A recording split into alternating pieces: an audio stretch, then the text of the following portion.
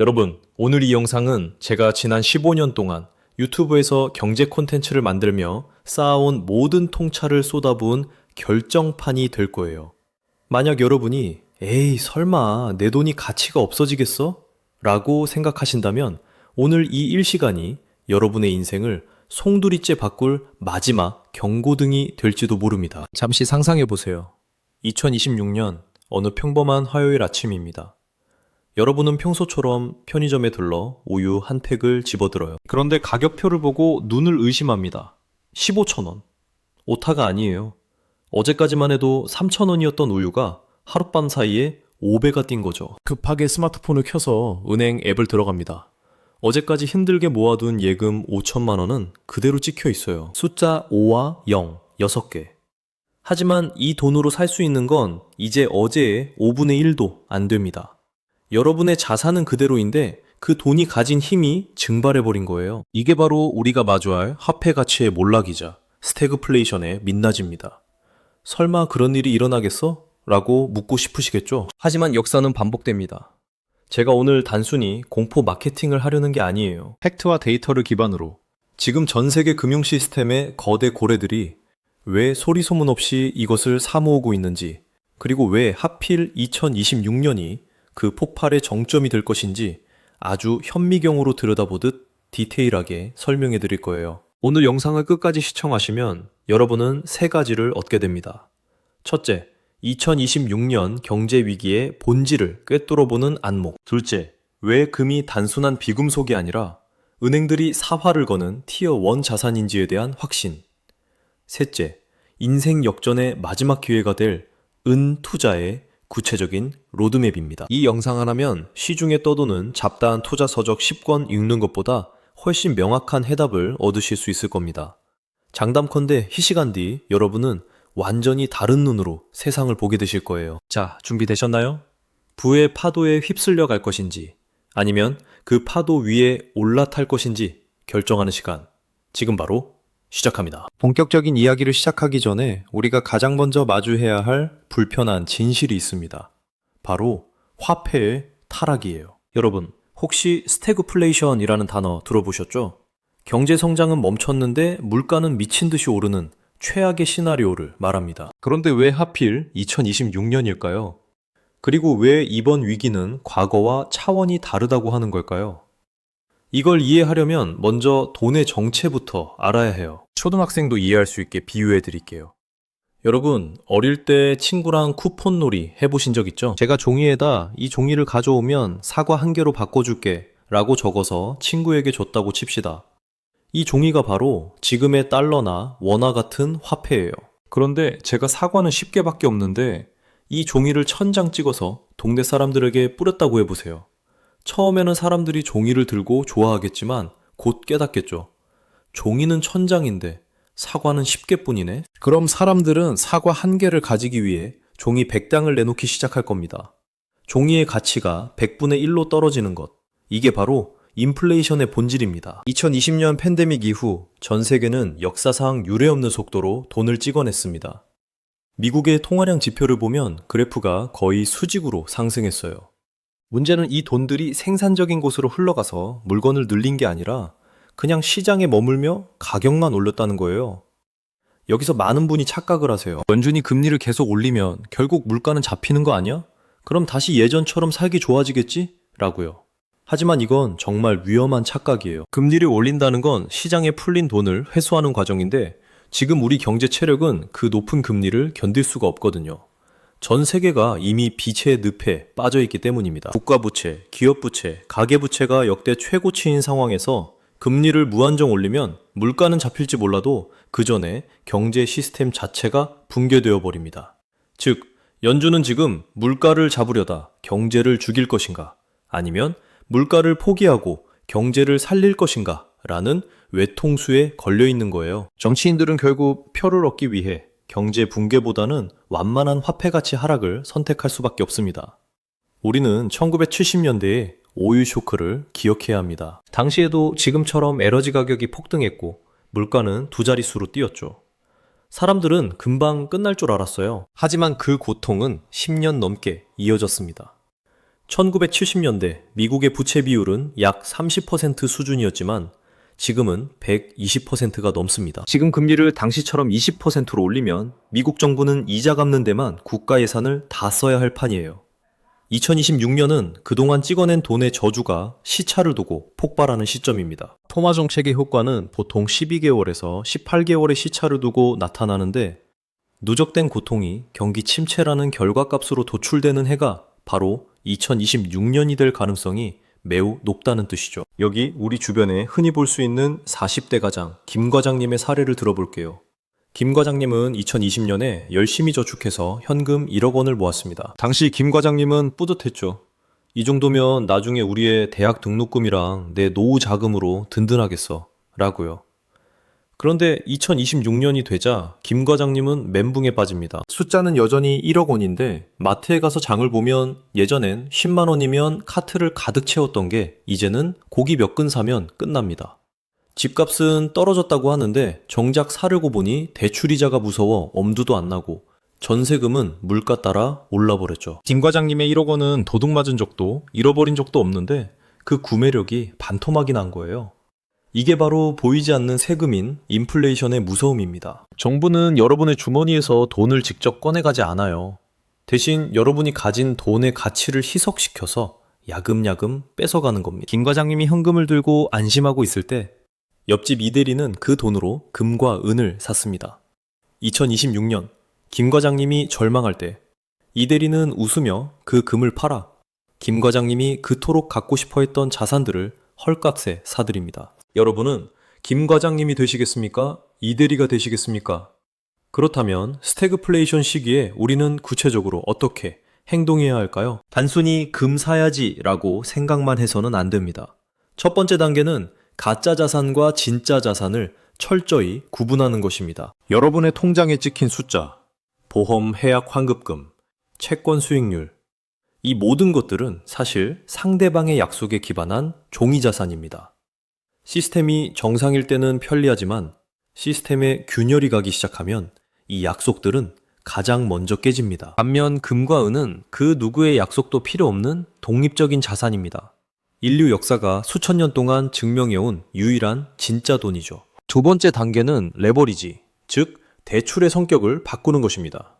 많은 분이 저금리 시대의 관성으로 변동금리 대출을 유지하고 계실 텐데 스태그플레이션 상황에서는 금리가 우리가 예상하는 것보다 훨씬 더 오랫동안 높은 수준을 유지할 수 있습니다. 물가가 안 잡히니까요. 이때 변동금리는 여러분의 목을 죄는 밧줄이 됩니다. 고정금리로 갈아타거나 자산을 매각해서라도 부채 비중을 줄여야 합니다. 그리고 세 번째, 가장 중요한 단계는 구매력 보존을 위한 실물 자산 포트폴리오를 구성하는 것입니다. 내 자산의 10%에서 20%는 반드시 어떤 경제 위기에도 휴지 조각이 되지 않는 금속으로 바꾸어 놓아야 합니다. 그런데 여러분, 여기서 정말 소름 돋는 지점이 하나 있습니다. 전 세계 경제가 이토록 위태롭고 일반인들은 각자 도생하고 있는데 정작 돈의 흐름을 지배하는 중앙은행들은 이상한 행동을 하고 있다는 거예요. 그들은 겉으로는 물가를 잡겠네, 금리를 올리네 말하며 우리를 안심시키지만 뒷문으로는 엄청난 양의 금을 창고에 쟁여두고 있습니다. 도대체 그들은 무엇을 알고 있길래 달러를 버리고 금을 선택하는 걸까요? 그 비밀은 바로 국제결제은행이 발표한 바젤 3라는 규제에 숨어 있습니다. 이 바젤 3가 도대체 무엇이길래 금의 운명을 180도 바꿔놓았는지 이제부터 그 충격적인 내막을 파헤쳐 보겠습니다. 자, 이제부터가 정말 중요한 이야기입니다. 제가 앞서 바젤 3라는 단어를 말씀드렸죠? 아마 경제에 관심이 아주 많으신 분이 아니라면 생소하게 들리실 거예요. 하지만 이 단어를 모르면 여러분은 2026년까지 벌어질 거대한 부의 재편에서 눈뜬 장님이 될 수밖에 없습니다. 바젤 3는 한마디로 전 세계 모든 은행이 지켜야 하는 규칙, 즉 은행계의 헌법이라고 보시면 됩니다. 그런데 이 헌법이 최근에 아주 조용하게 하지만 혁명적으로 바뀌었습니다. 과거에는 은행이 금을 가지고 있어도 그걸 별로 대단한 자산으로 쳐주지 않았어요. 금융권에서는 자산을 1등급, 2등급, 3등급으로 나누는데 금은 오랫동안 3등급 자산, 즉 티어 3에 머물러 있었습니다. 이게 무슨 뜻이냐면 은행이 1,000억 원어치의 금을 창고에 쌓아둬도 장부상으로는 그 절반인 500억 원 정도만 자산으로 인정받았다는 거예요. 심지어 금은 가격이 변동하니까 위험한 자산이라는 취급을 받기도 했죠. 그런데 바젤 3가 전면 도입되면서 금의 신분이 완전히 바뀌었습니다. 금이 현금이나 국채와 똑같은 티어 1, 즉 1등급 무위험 자산으로 격상된 거예요. 여러분, 이게 얼마나 엄청난 일인지 감이 오시나요? 축구로 비유하자면 예전에는 골키퍼가 손을 쓰면 반칙이었는데 이제부터는 손을 써도 되고 손으로 골을 넣으면 보너스 점수까지 준다고 규칙이 바뀐 것과 같습니다. 그럼 전 세계 모든 감독이 손 잘 쓰는 골키퍼를 구하려고 난리가 나겠죠? 지금 전 세계 중앙은행들이 금을 미친 듯이 사모으는 이유가 바로 이겁니다. 금을 가지고 있는 것만으로도 은행의 건전성 지표가 올라가고 달러나 국채가 흔들릴 때 든든한 버팀목이 되어주기 때문이죠. 실제로 데이터를 보면 소름이 돋습니다. 중국 인민은행은 수십 개월째 단 한 달도 거르지 않고 금 보유량을 늘리고 있습니다. 중국만 그런 게 아니에요. 러시아는 이미 외환 보유고에서 달러 비중을 대폭 줄이고 금 비중을 20% 이상으로 끌어올렸습니다. 더 놀라운 건 서구권 국가들의 움직임입니다. 폴란드, 헝가리, 체코 같은 나라들은 역사적으로 금과는 거리가 멀어 보였는데 최근 몇 년 사이 금 매입량을 역대 최고치로 경신하고 있어요. 특히 폴란드 중앙은행 총재는 대놓고 이렇게 말합니다. 우리는 가장 나쁜 시나리오를 대비해 금을 산다. 금은 국가의 재정적 안보를 보장하는 유일한 자산이다. 그렇다면 중앙은행들은 왜 하필 지금 금에 사활을 거는 걸까요? 그들이 우리에게 말해주지 않는 진실은 달러 패권의 붕괴입니다. 1971년 닉슨 대통령이 금태환 정지를 선언한 이후 달러는 금의 뒷받침 없이 오직 미국이라는 나라의 신용으로만 발행되었습니다. 하지만 이제 그 신용에 금이 가기 시작했죠. 미국의 부채는 초당 수백만 달러씩 늘어나고 있고 이제는 그 이자를 갚기 위해 또 빚을 내야 하는 악순환에 빠졌습니다. 전 세계 중앙은행들은 알고 있는 거예요. 달러라는 종이 배가 서서히 가라앉고 있다는 것을요.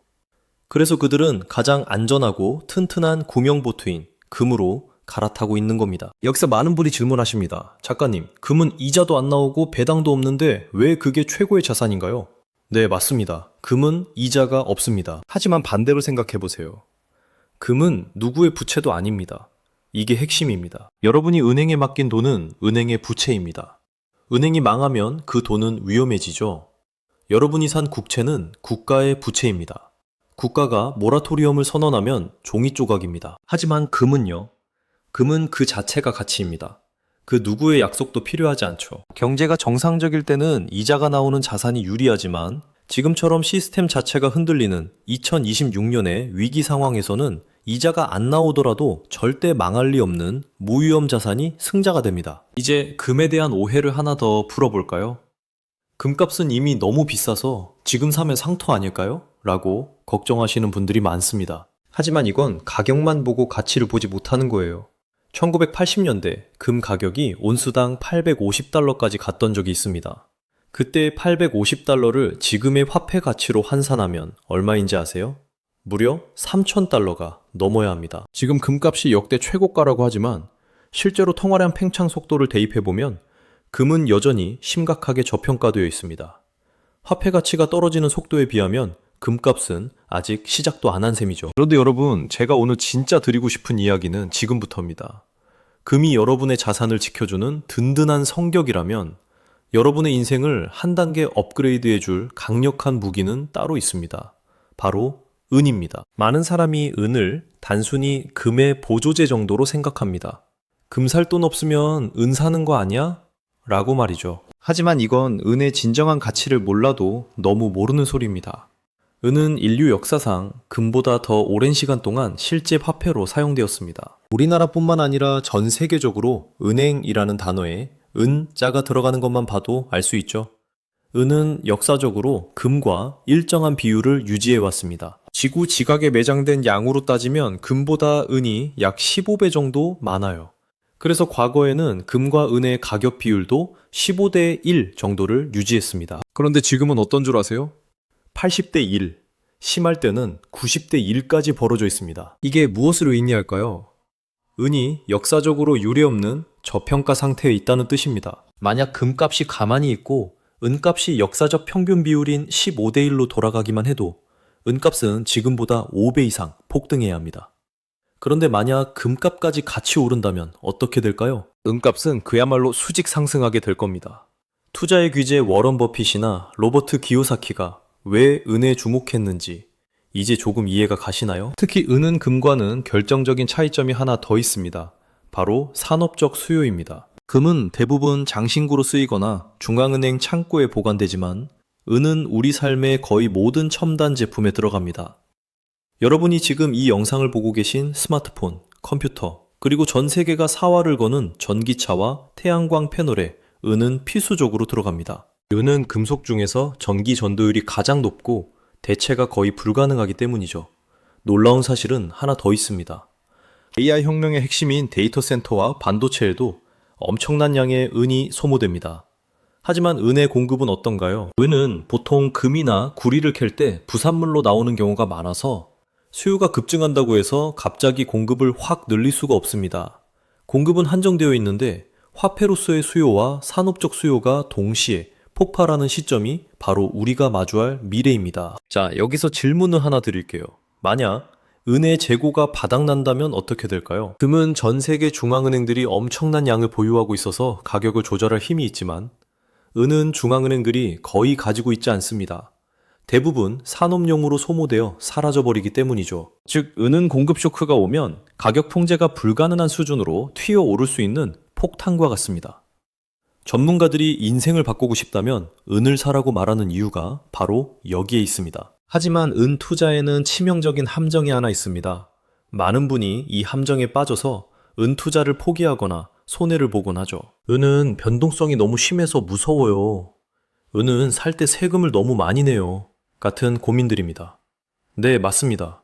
은은 금보다 훨씬 예민하고 까다로운 자산입니다. 하지만 그 까다로움을 이해하고 전략적으로 접근한다면 그 어떤 자산보다 강력한 수익의 도구가 될 수 있습니다. 그렇다면 우리는 2026년이라는 거대한 변곡점을 앞두고 구체적으로 어떤 은을 사야 할까요? 실버바가 좋을까요? 아니면 은화가 좋을까요? 그리고 그 비싼 부가세 10%를 내고도 수익을 낼 수 있는 방법은 무엇일까요? 이제 본론의 네 번째 파트에서 여러분의 자산 앞자리를 바꿔줄 실전 은 투자 전략과 그 이면에 숨겨진 부자들의 노하우를 아주 세밀하게 파헤쳐 보겠습니다. 자, 이제 은이라는 거인이 왜 깨어나고 있는지 그 거시적인 이유는 충분히 이해하셨을 거예요. 하지만 문제는 실전입니다. 많은 분이 은 투자를 결심하고 인터넷에 검색을 해보면 가장 먼저 부딪히는 벽이 있어요. 바로 종류가 너무 많다는 겁니다. 1kg 실버바, 100g 바, 1온스 은화, 심지어는 은 그레뉴까지. 도대체 무엇을 사야 할까요? 그리고 사자마자 10% 부가세를 내면 이미 마이너스 10%인데 이게 남는 장사가 맞나? 라는 의구심이 드실 겁니다. 오늘 그 답답함을 제가 완전히 뚫어드릴게요. 우선 은의 형태에 대해 이야기해 봅시다. 가장 효율적인 건 단연 1kg 실버바입니다. 왜 그럴까요? 금속을 가공하는 데는 공인비라는 게 들어갑니다. 1kg짜리 커다란 덩어리를 하나 만드는 것보다 작은 1g짜리 1000개를 만드는 게 훨씬 손이 많이 가겠죠? 그래서 무게 대비 가공비가 가장 저렴한 1kg 바가 장기 투자용으로는 가장 적합합니다. 하지만 여기서 간과해서는 안 될 포인트가 있어요. 바로 환금성입니다. 만약 여러분이 급하게 50만 원이 필요하다고 쳐봅시다. 그런데 여러분 손엔 1kg 실버바 딱 하나뿐이에요. 그럼 이걸 잘라서 팔 수 있을까요? 아니요. 통째로 팔아야 합니다. 그래서 고수들은 포트폴리오를 쪼개서 구성합니다. 전체 은 비중의 70%는 1kg 실버바로 묵직하게 가져가고 나머지 30%는 1온스 은화나 소량의 바 형태로 보유하는 것이죠. 특히 법정 통화로 인정받는 은화들, 예를 들어 미국의 실버 이글이나 캐나다의 메이플 리프 같은 것들은 전 세계 어디를 가도 그 가치를 즉시 인정받습니다. 만약 2026년에 정말 우리가 우려하는 시스템의 마비가 온다면 이 작은 은화 한 입이 여러분 가족의 일주일치 식량을 책임지는 비상용 화폐가 될 수도 있다는 사실을 기억하세요. 자, 이제 가장 민감한 이야기인 세금, 즉 10%의 부가세 이야기를 해보겠습니다. 금은 부가세 내도 오를 것 같은데 은은 부가세 내면 본전 찾기 너무 힘든 거 아니야? 라고 생각하시죠? 여기서 부자들과 일반인의 관점이 갈립니다. 일반인들은 10%의 세금을 비용으로 보지만 부자들은 이걸 입장료이자 안전장치로 봅니다. 생각해보세요. 누구나 쉽게 사고 팔 수 있고 세금도 없는 자산은 거품이 끼기도 쉽고 변동성에 휘둘리기도 쉽습니다. 하지만 은처럼 진입장벽이 있는 자산은 단기 투기 세력이 들어오기가 어렵습니다. 그리고 결정적으로 은은 화폐 가치가 폭락하는 시기에 그 변동 폭이 금보다 훨씬 큽니다. 역사적으로 은값이 제대로 발동이 걸리면 100%, 200% 오르는 것은 일도 아니었습니다. 200% 수익이 예상되는 시장에서 10%의 입장료가 아까워서 참여하지 않는다는 건 황금알을 낳는 거위의 배를 가르는 것과 같습니다.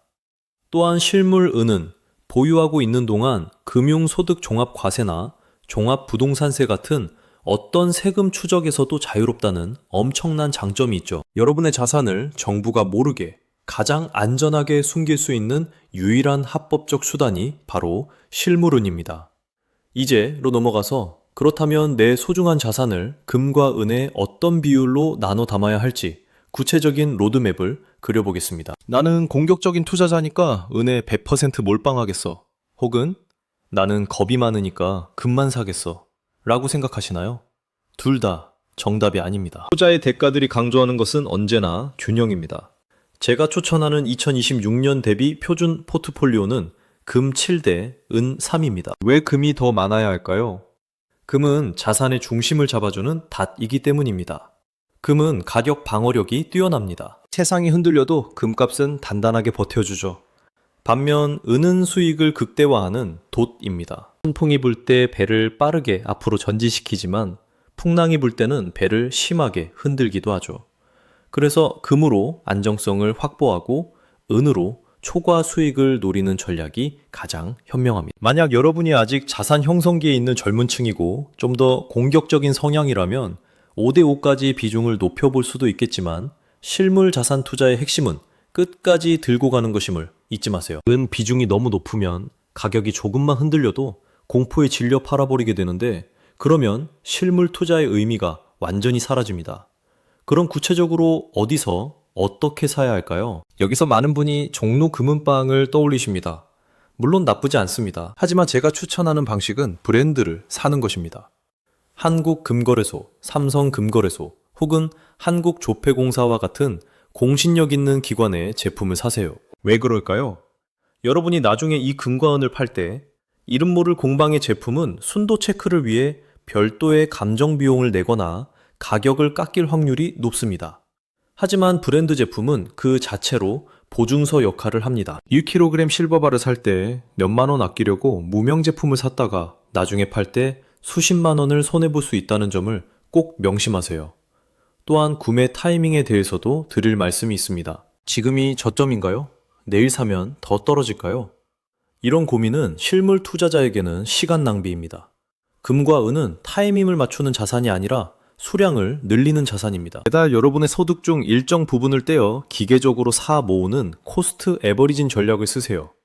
금값이 올랐을 때는 조금 적게 사고 금값이 떨어졌을 때는 같은 돈으로 더 많은 양을 사게 되니 자연스럽게 평균 단가가 낮아집니다. 2026년이라는 D-Day까지 여러분의 창고에 금 몇 그램, 은 몇 킬로그램이 쌓여 있는지가 중요하지 오늘의 시세가 몇백 원 올랐는지는 중요하지 않습니다. 보관 문제도 짚고 넘어가야겠죠? 집에 두면 도둑 맞을까봐 무서워요 라는 분들이 많습니다. 사실 1kg 굴두바 하나는 여러분이 지금 들고 계신 스마트폰보다 작습니다. 응 역시 1kg 바 10개를 모아봐야 라면 상자 하나 크기도 안 됩니다.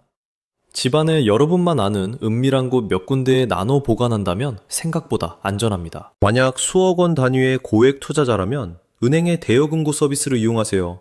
1년에 몇만 원 정도의 수수료만 내면 세계 최고의 보안 시스템 속에 내 자산을 맡길 수 있습니다. 다만 진짜 위기가 와서 은행 업무가 중단될 상황을 대비해 전체 실물 자산의 30% 정도는 반드시 여러분의 손이 닿는 곳에 두어야 한다는 사실을 잊지 마세요.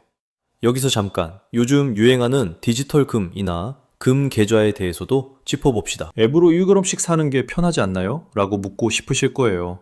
물론 편합니다. 하지만 우리가 지금 준비하는 건 평상시의 재테크가 아니라 2026년에 시스템 위기입니다. 만약 금융 전산망에 문제가 생기거나 은행이 뱅크런을 겪게 된다면 앱에 찍힌 금 100g이라는 숫자는 여러분에게 아무런 도움을 주지 못합니다. 실물 자산 투자의 본질은 내 통제권 안에 있는 자산을 확보하는 것입니다. 내 손에 쥐고 있지 않은 금은 진짜 내 금이 아니라는 유대인들의 격언을 가슴 깊이 새기셔야 합니다. 이제 마지막으로 여러분의 마인드셋을 점검해 드리고 싶습니다. 실물 자산 투자는 지루한 과정입니다. 주식처럼 매일 빨간불, 파란불이 켜지며 아드레날린을 주지도 않고 코인처럼 하룻밤 사이에 벼락부자를 만들어주지도 않습니다. 오히려 무겁고 세금도 내야 하고 보관도 신경 쓰이죠. 그래서 대다수의 사람은 금과 은 투자를 시작했다가도 1년을 못 버티고 그만둡니다. 하지만 역설적으로 그 지루함을 견디는 사람만이 위기의 순간에 모든 것을 거머쥐게 됩니다. 역사는 증명합니다. 화폐의 타락은 단 한 번도 예외 없이 하이퍼인플레이션이나 통화 개혁으로 끝이 났습니다. 1923년 독일의 바이마르 공화국에서도, 1940년대의 헝가리에서도, 그리고 최근에 베네수엘라에서도 금이돈을 믿었던 중산층은 하루아침에 빈민으로 추락했고, 비웃음을 사면서도 금과 은을 모았던 사람들은 그 나라의 새로운 지배 계급이 되었습니다. 2026년 전 세계적인 부채의 폭발은 우리에게 선택을 강요할 것입니다. 시스템을 맹신하며 종이 조각을 쥐고 있을 것인가? 아니면 수천 년간 변하지 않은 인류의 진정한 가치를 손에 쥐고 폭풍을 정면으로 돌파할 것인가? 여러분의 선택에 여러분 가문의 100년 운명이 달려 있습니다. 자, 이제 정말 마지막입니다. 여기까지 오신 여러분은 이미 상위 1%의 경제적 해안을 갖추기 시작한 거예요. 하지만 우리 앞에는 아직 거대한 장벽 하나가 남아 있습니다. 바로 디지털 금이라 불리는 비트코인과의 비교, 그리고 금과 은 투자를 가로막는 대중적인 편견들이죠. 이 안개들을 걷어내지 않으면 여러분은 2026년이라는 거대한 파도가 덮치기 직전에 흔들려 구명조끼를 벗어버릴지도 모릅니다. 오늘 그 마지막 의구심까지 완벽하게 해결해 드릴게요. 많은 분이 이렇게 말씀하세요. 작가님, 요즘 누가 무겁게 금이랑 은을 삽니까? 스마트폰 하나로 전 세계 어디서든 결제할 수 있는 비트코인이 진짜 미래 아닌가요? 수익률만 봐도 비트코인이 압승이잖아요. 네, 저도 인정합니다. 비트코인은 엄청난 기술적 혁신이고 지난 10년간 최고의 수익률을 기록한 자산입니다. 저 역시 포트폴리오의 일부로 비트코인을 긍정적으로 봅니다. 하지만 여기서 우리가 잊지 말아야 할 결정적인 차이가 있습니다. 바로 위험의 성격입니다. 비트코인은 전형적인 리스크온 자산입니다. 즉, 시장에 돈이 넘쳐나고 사람들이 투기적인 모험을 즐길 때 미친 듯이 오르는 자산이죠. 반면 금과 은은 리스크 오프 자산입니다. 모든 시스템이 멈추고 사람들의 신뢰가 무너질 때 마지막 보루로 찾는 자산입니다. 비트코인이 구동되려면 무엇이 필요할까요? 안정적인 전기 공급, 초고속 인터넷 인프라, 그리고 복잡한 거래소 시스템이 뒷받침되어야 합니다. 만약 우리가 우려하는 2026년의 위기가 단순한 경기 침체를 넘어 금융 전산망의 마비나 국가 간의 물리적 충돌로 이어진다면 어떨까요?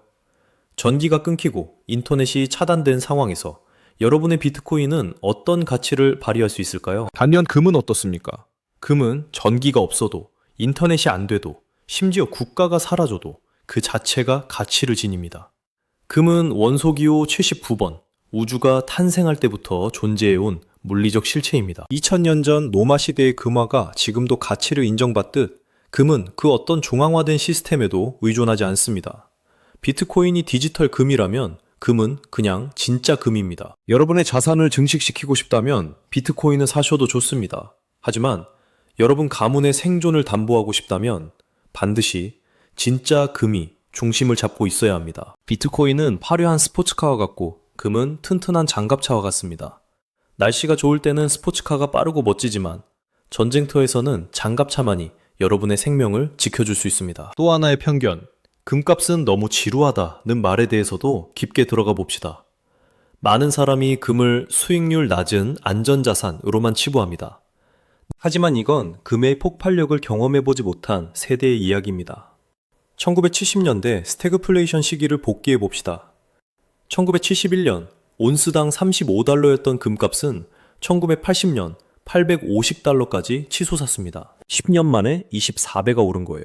같은 기간 주식시장은 물가 상승률을 빼면 사실상 처참한 마이너스였습니다. 지금 우리가 마주한 상황은 그때보다 훨씬 심각합니다. 전 세계 부채는 1970년대와 비교도 할 수 없을 만큼 비대해졌고 달러를 찍어내는 속도는 광속에 가깝습니다. 임계점을 넘는 순간 금값의 상승은 여러분이 주식이나 코인에서 보던 그 어떤 상승 곡선보다 가파르고 압도적일 것입니다. 이제 은에 대한 마지막 오해를 풀어봅시다. 은은 산업용 수요가 많으니까 경기 침체가 오면 가격이 떨어지는 거 아니야? 라는 걱정이죠. 네, 일리가 있는 말입니다. 일반적인 경기 침체에서는 은의 산업적 수요가 줄어들면서 가격이 눌릴 수 있습니다. 하지만 2026년의 위기는 단순한 수요 위축이 아닙니다. 바로 화폐 시스템의 위기입니다. 은은 금보다 매장량이 적게 남은 자산 중 하나입니다. 지각에 남은 은의 양은 금보다 15배 정도 많지만 이미 대부분이 캐내어져 소모되었습니다. 금은 캐낸 양의 90% 이상이 창고에 보관되어 있지만 은은 산업용으로 쓰여서 쓰레기통으로 사라집니다. 여기에 AI 혁명이 기름을 붓습니다. 챗GPT를 구동하는 수만 대의 서버, 그 서버를 연결하는 고성능 반도체, 그리고 그 막대한 전력을 생산하는 태양광 패널까지. 은이 없으면 이 모든 것은 멈춥니다. 공급은 줄어드는데 수요는 폭발하고 거기에 화폐 가치 하락으로 인한 투자 수요까지 몰린다면 은은 문자 그대로 미친 듯한 폭등을 보여줄 것입니다. 1980년대 은값이 온스당 50달러까지 갔던 적이 있습니다. 그때의 화폐 가치를 지금으로 환산하면 은값은 이미 200달러를 넘어야 정상입니다. 지금 은값이 30달러 안팎에서 움직인다는 건 여러분 앞에 100달러짜리 지폐가 10달러에 팔리고 있는 것과 같습니다. 이 기회를 보고도 지나치시겠습니까? 자, 이제 모든 지식을 갖췄습니다. 마지막으로 여러분이 당장 오늘부터 실천해야 할 2026 생존 액션 플랜을 정리해 드릴게요. 첫째, 여러분의 순 자산을 냉정하게 파악하세요. 은행 예금, 적금, 보험 환급금 등 숫자로만 존재하는 돈이 내 자산의 몇 %인지 확인해 보세요. 그중 최소 10%, 가능하면 20%는 지금 당장 실물 금과 은으로 바꾸셔야 합니다. 2026년이 가까워질수록 금과 은의 프리미엄은 치솟을 것이고 사고 싶어도 물건이 없어 못 사는 시기가 반드시 올 것입니다. 둘째, 진짜 물건을 확인하는 법을 익히세요. 골드바를 샀다면 홀마크 감정소에 각인이 있는지, 순도가 999.9가 맞는지 확인하세요. 은화의 경우 진품과 가품을 구별하는 간단한 방법들이 있습니다. 무게를 정확히 재보거나 자석에 붙는지 확인하거나 특유의 금속성 소리를 들어보는 것이죠. 이런 지식은 위기 상황에서 여러분의 자산을 보호해줄 실전 무기가 됩니다. 셋째, 정신적 무장을 하세요. 금과 은을 사자마자 가격이 조금 떨어질 수도 있습니다. 그때 주변 사람들은 여러분을 비웃을 거예요.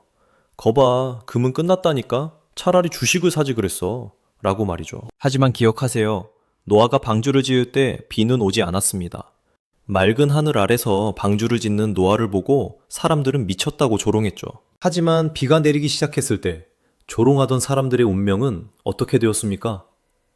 실물 자산 투자는 가격을 맞추는 게임이 아니라 비를 대비하는 게임입니다. 마지막으로 수미상관의 의미로 영상 초반에 드렸던 질문으로 돌아가 보겠습니다.